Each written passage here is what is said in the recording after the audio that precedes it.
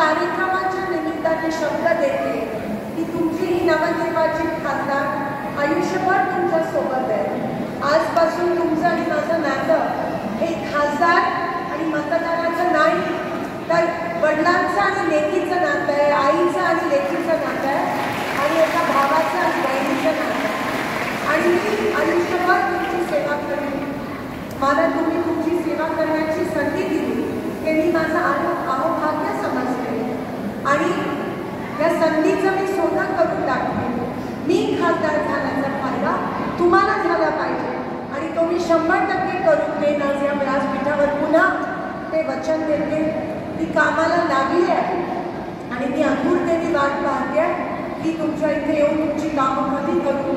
मी गावभेट दौरा देखील सुरू केला आहे, गावोगावी जाऊन आभार मानते आणि तुमचे निवेदन मी या ठिकाणी घेऊन निवेदनाची पाठपुरावा करत आहे।